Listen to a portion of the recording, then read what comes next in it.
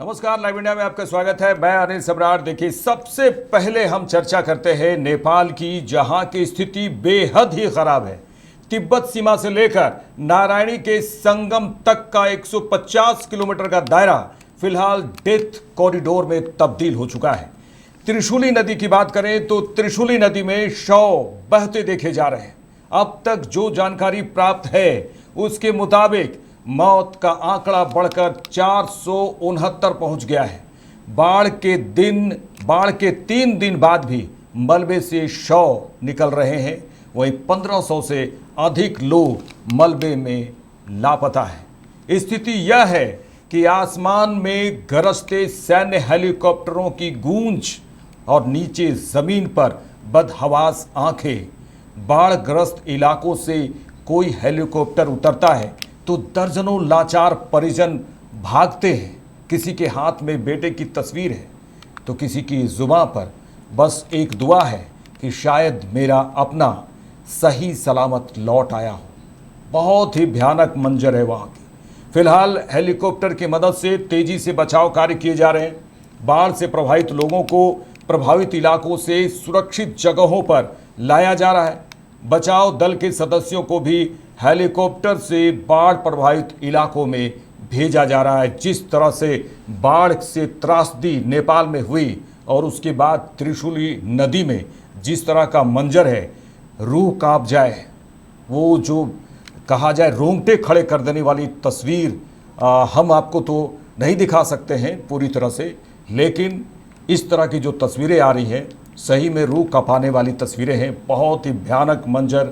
और नेपाल के जो लोग हैं, स्थानीय लोग, ये उम्मीद कर रहे हैं, अपने परिवार को लेकर दिन रात सोच रहे हैं, आंसू बह रहे हैं कि शायद हमारा परिवार जो है कहीं बचा हुआ हो, जिसे निकालने की कोशिश की जाए। हेलीकॉप्टर से उम्मीद जताई जा रही है कि उन्हें लाया जा रहा है। ये 2 अलग अलग हम आपको तस्वीरें दिखा रहे हैं। देखिए किस तरह से वहाँ की तस्वीर आई है, जो पूरे विश्व में कहा जाए इसको लेकर बड़ा ही दुख जताया जा रहा है। और हमारा मित्र राष्ट्र है नेपाल, इसको लेकर भारत से जो है काफ़ी संवेदनाएं भारत की ओर से है। उसमें प्रधानमंत्री नरेंद्र मोदी की बात करें और चाहे विपक्ष की बात करें, सभी इस समय नेपाल को कैसे हम मदद करें इस पर सोच रहे हैं। हमारे साथ हमारे वरिष्ठ सहयोगी मनोज नारायण सिंह जुड़े हुए हैं। मनोज जी, देखिए, बहुत ही बड़ा त्रासदी से कहा जा सकता है, बहुत बड़ा त्रासदी। लेकिन 3 दिन के बाद जो स्थिति, जो तस्वीर अभी सामने आ रही है, त्रिशूली नदी की भी बात करें तो वहाँ पर भी बहुत ही विहंगम तस्वीर है। और इसके बाद बचाव दल, हालांकि रेस्क्यू लगातार किया जा रहा है, बचाव दल के सदस्य भी लगातार जुटे हुए हैं। और इसको लेकर आप क्या कुछ कह रहे हैं, क्योंकि ये बहुत ही भयानक तस्वीर सामने आ रही है एक के बाद एक। जी,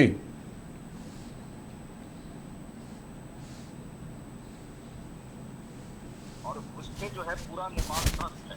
लेकिन इसी बीच में एक बहुत बड़ी खबर सामने आ रही है कि कल देर रात तिब्बत में घटना स्थल, जो पहले का जो घटना स्थल है उससे करीब 150 किलोमीटर दूर नागपुर में 5 की तीव्रता का भूकंप आया है। इसको लेकर चीन ने एक और बाढ़ के खतरे को लेकर चेतावनी जारी कर दी है। और जिस तरह से चीन के अधिकारियों ने इस बात की पुष्टि करते हुए कहा है कि नेपाल सीमा के पास छोचेन खोला और पुरेतु त्यांगसो नदियों के संगम के पास गिरोंग से 18 किलोमीटर ऊपर एक बैरियर झील बन गई है, जिसके अगले 3 दिनों यानी 72 घंटे में टूटने का खतरा बढ़ गया है। और ये इस खबर की पुष्टि राइटर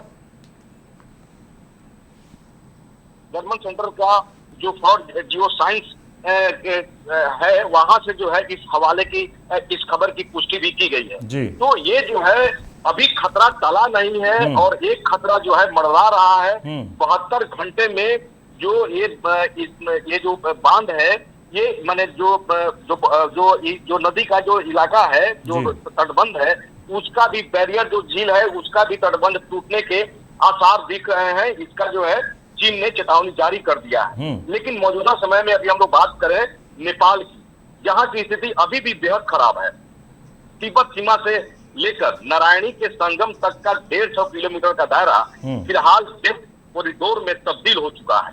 त्रिशूली नदी में शव बहते देखे जा रहे हैं। अब तक जो जानकारी प्राप्त हुए हैं उसके मुताबिक मौत का आंकड़ा बढ़कर 469 पहुंच गया है। मतलब कि मौत का आंकड़ा जो है लगातार जो है बढ़ रहा। बाढ़ के 3 दिन बाद भी मलबे से शव निकाले जा रहे हैं। वहीं 1500 से अधिक लोग मलबे में लापता बताए जा रहे हैं। स्थिति यह है कि आसमान में गरजते सैन्य हेलीकॉप्टर की गूंज और नीचे जमीन पर बदहवास आंखें, बाढ़ग्रस्त इलाकों से कोई हेलीकॉप्टर जो बाढ़ग्रस्त इलाका है वहां पर कोई हेलीकॉप्टर उतरता है तो दर्जनों लाचार परिजन वहां पर भागकर पहुंचते हैं ताकि जो है उनकी जान बच सके। किसी के हाथ में बेटे की तस्वीर है तो किसी की जुबान पर बस एक दुआ है कि शायद मेरा अपना सही सलामत लौट आया हो। फिलहाल हेलीकॉप्टर की मदद से तेजी से बचाव कार्य किए जा रहे हैं। बाढ़ से प्रभावित लोगों को प्रभावित इलाकों से सुरक्षित जगहों पर पहुंचाया जा रहा है। बचाव दल के सदस्यों को भी हेलीकॉप्टर से बाढ़ प्रभावित जो इलाका है वहां पर जो है पहुंचाया जा रहा है। और ये जो पूरा घटना जो घटी है इसमें 227 भारतीयों के लापता होने की जो है ये अभी तक जो है खबर जो है सामने आई है। और 392 जो लोग हैं उनके मरने की जो है बात हुई थी और 84 भारतीय अभी तक बचाए जा चुके हैं। तो ये कुल मिलाकर के कहा जाए तो ये बाढ़ग्रस्त जो इलाका है नेपाल जो है पूरी तरह विनाशकारी तांडव के चपेट में है। और वैसी स्थिति में चारों तरफ से जो है कहीं ना कहीं दुआएं हो रही है। लोग जो है बचाव कार्य में लगे हुए हैं। अपने देश से भी भारत जो है क्योंकि पड़ोसी देश है, मित्र देश है, भारत का नेपाल से बेटी रोटी का संबंध है। तो वैसी स्थिति में भारत भी जो है भरपूर जो है मदद कर रहा है। अनिल जी, मनोज जी देखिए, इस बात की चर्चा हम जरूर करेंगे, हालांकि चर्चा भी खूब हो रही है देश भर में कि चीन ने इन्फॉर्मेशन देने में देरी क्यों की। हालांकि चीन का कहना है कि मैंने देरी नहीं की है, 45 मिनट पहले ये इन्फॉर्मेशन नेपाल को मिला। अगर पहले मिलता चीन को, हालांकि जिस तरह से नेपाली मीडिया का कहना है कि चीन को इन्फॉर्मेशन पहले से था, अगर वो पहले से इन्फॉर्मेशन देते नेपाल को तो पहले से ही ये इंतज़ाम किया जा सकता था कि वहाँ पर सभी लोगों को हटा दिया जा सकता था, इतनी जान माल की नुकसान नहीं होता। लेकिन चीन ने कहीं ना कहीं जैसा कि नेपाल के मीडिया का कहना है कि चीन ने कहीं ना कहीं बातों को जो बात थी उसे बताने में काफ़ी देर कर दी। जी देखिए, नेपाल सरकार का है ये आरोप है चाइना पर। तो और चाइना जो है अपना सफाई भी जो है दे रहा है कि जो है जानकारी दे दी गई थी। लेकिन जिस तरह से अब जो है पिछली बातों पर जो है दोहराने की कोई फायदा नहीं है। जो नुकसान होना था सो हो गया। लेकिन अभी चीन ने जो चेतावनी जारी की है उसके मुताबिक जो है 72 घंटे जो है का समय चीन ने दिया है कि 72 घंटे के बाद जो है ये घटना घट सकती है और जो बैरिंग झील है उसका तटबंध जो है टूट सकता है।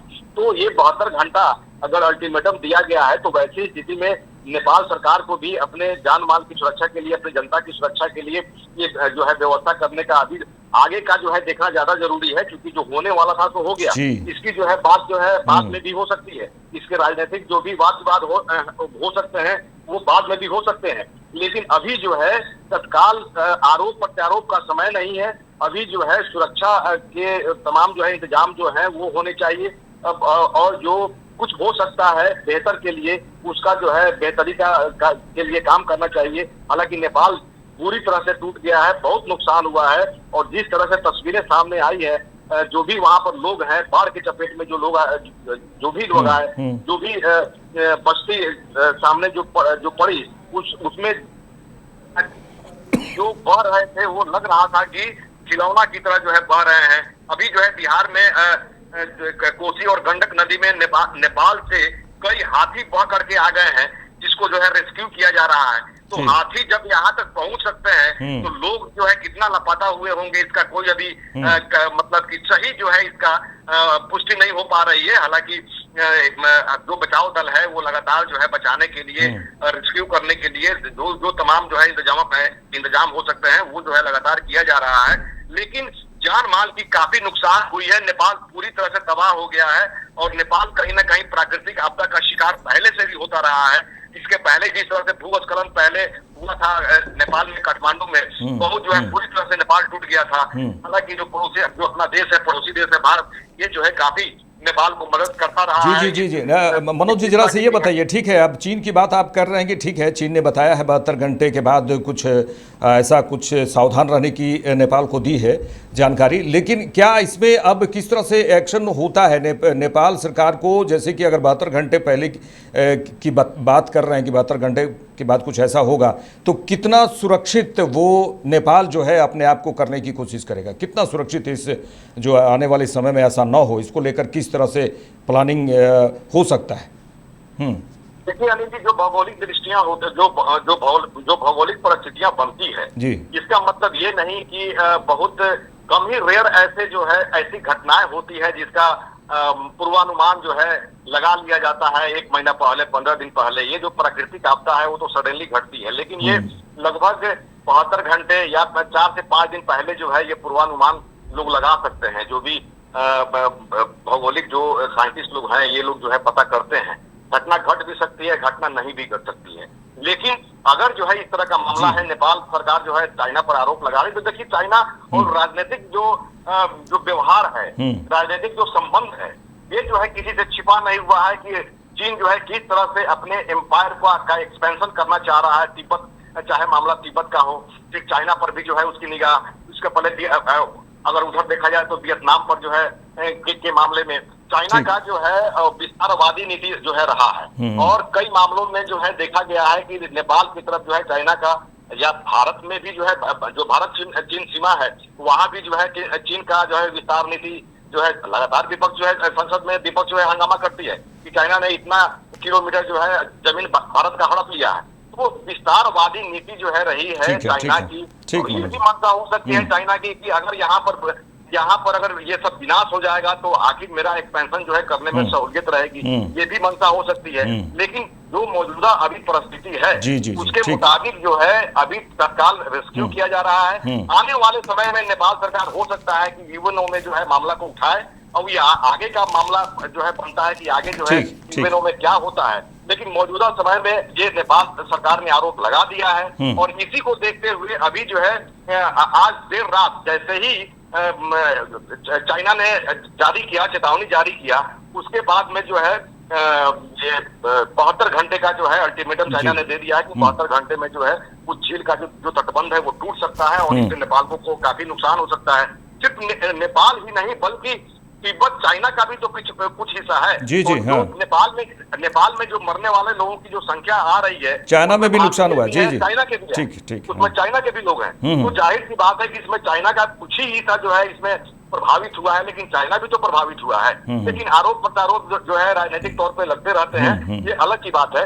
लेकिन इन सब बातों को छोड़ करके मामला अभी जो चाइना ने चेतावनी जारी किया है उस पर जो है काम करने की जरूरत है नेपाल सरकार को। और ये मामला जो घटना घट गई उसका जो है बाद में यूएनओ से जो है जो यूएनओ है उस पर जो है पूरा इंटरनेशनल मामला का समाधान निकलता है, तो वहां पर यूएनओ में अपना बात नेपाल सरकार अपना रखेगी। ठीक जी। चलिए, तमाम बातचीत के लिए आपका शुक्रिया मनोज जी। तो दर्शकों को बता दें जिस तरह से जो तस्वीर आई वो बहुत ही भयानक, और अब जो रेस्क्यू चल रहा है वो बहुत तेज गति से चल रहा है। प्रधानमंत्री, नेपाल के प्रधानमंत्री बालेन्द्र शाह लगातार एक्शन मोड में हैं, और जिस तरह से मीडिया, अगर नेपाल की मीडिया अगर ये आरोप चाइना पर लगाया जा रहा है कि उन्होंने 45 मिनट देर से जो है वो 45 मिनट देर से सूचना दी, लेकिन अब 72 घंटे का भी अल्टीमेटम दिया गया है, जिसमें सावधान रहने की ज़रूरत है। नेपाल को फिर से एक बार सावधान रहने की ज़रूरत है।